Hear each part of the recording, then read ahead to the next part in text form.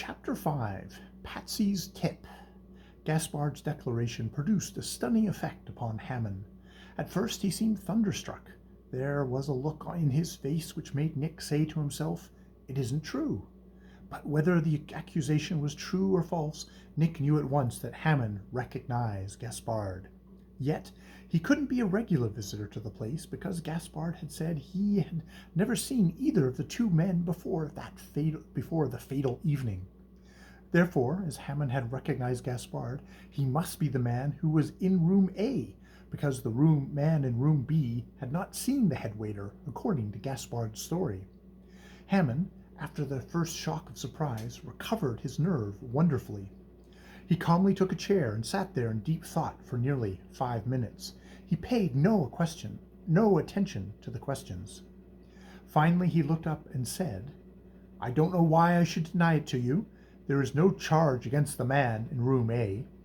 None whatsoever, said Nick. "He is wanted merely as a witness." "It occurred to me that you might have some theory of conspiracy in which both men were concerned." "I never thought of it." "But then am I not to be put under arrest?"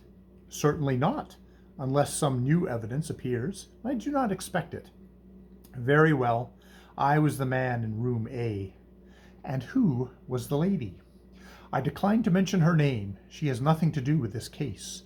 You will easily understand that I do not wish to bring a lady's name into a tragedy of this kind." "I can understand that. Now tell me why you feel so sure of this man Jones's innocence.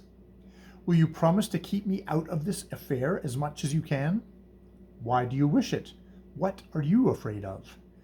"Well," said Hammond, looking very much embarrassed, "I'm a married man, very respectable sort of fellow, and the lady with whom I dined was not my wife.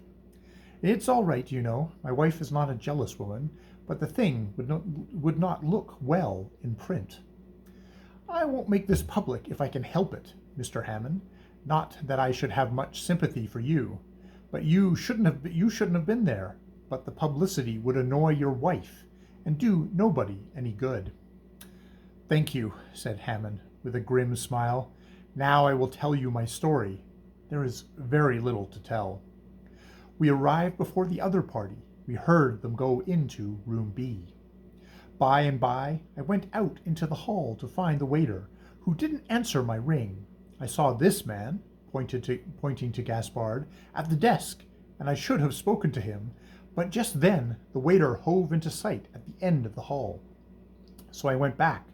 Just as I was closing the door of our room, I heard the man come out of room B. I didn't see him, but I know that he went down the front stairs, for I heard his footsteps and also heard the door shut. The waiter came in and finally went out again. We were just ready to leave the place when we heard the pistol shot in the other room. Then we got out of the house just as fast as we could. It was cowardly, perhaps, but I knew that something terrible had happened, and I didn't want to be mixed up in it. Of course, I wanted to keep the lady out of it, too, and, well, you can see that there were many reasons why I should have decided to make tracks. You know that the man was not in room B when the shots were fired?" said Nick. "I'm sure of it." "He might have come back." "No, the front door makes a loud noise when it is shut, and I should have heard him if he had come in that way. And if he'd come in the other way, this man would have seen him." "You didn't see him at all, did you?" "No." "So you can't say whether Jones was the man?" "No, but I'm sure he wasn't the murderer." "You think it was suicide?" "I'm sure of it. How could it have been anything else? The woman was alone." "There might have been somebody else in the room." "No, our waiter told us that the party consisted of only two." "You mean Corbeau?" "I believe that's his name, the fellow who disappeared." "How do you account for his disappearance?" "I don't, but perhaps he was afraid of being mixed up in the affair. He may have a record which won't permit him to go before the police, even as a witness." "How could he have got that cab?" I thought a good deal about that. It was mentioned in the papers. I believe he may have slipped out the front way, called the cab, and then gone back to get something. Perhaps he went back for his clothes, but he didn't dare to take them.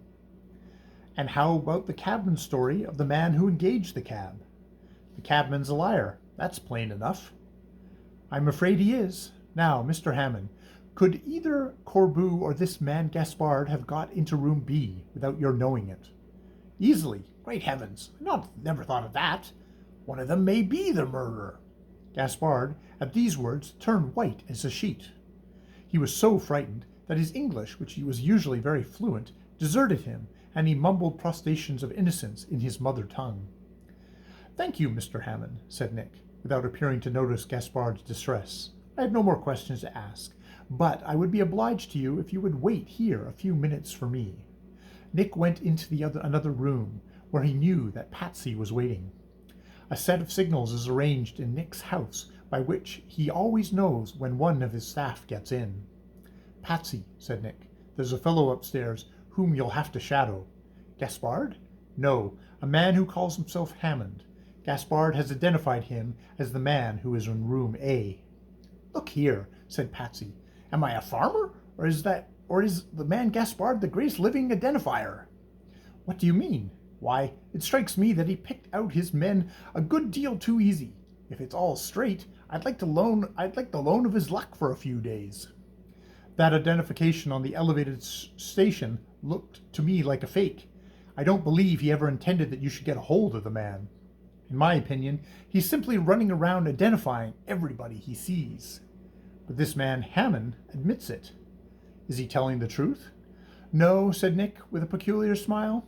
I don't believe he is. Well then, Gaspard's a liar, and if he's lied here, he may have done the same thing in Jones's case. Nick looked shrewdly at his youthful assistant. He is very fond of this bright boy, and gives him every chance to develop his theories in those cases in which he is employed. Come, my lad, said the famous detective, tell me what has set you against Gaspard. He is going to skip. Is that so? Well, this is serious. It's a fact. I got it from one of the men in the restaurant. My man was told of it by Corbu. Corbu? Yes, there's another suspicious circumstance. There's a Frenchman who is going to give little old New York the shake at the same time as Gaspard. They're going back to sunny France together. Now, nobody knows this but the man I talk with. Gaspard thinks that Corbu was the only one who knew of it. So it was for Gaspard's interest, in case he really did this job and lifted some valuable plunder off that woman, to get Corbu out of the way. Did he pay Corbu to skip first? And is he now identifying Tom, Dick, and Harry for the purposes of bothering us and keeping us busy till he can light out? It's worth looking into, said Nick.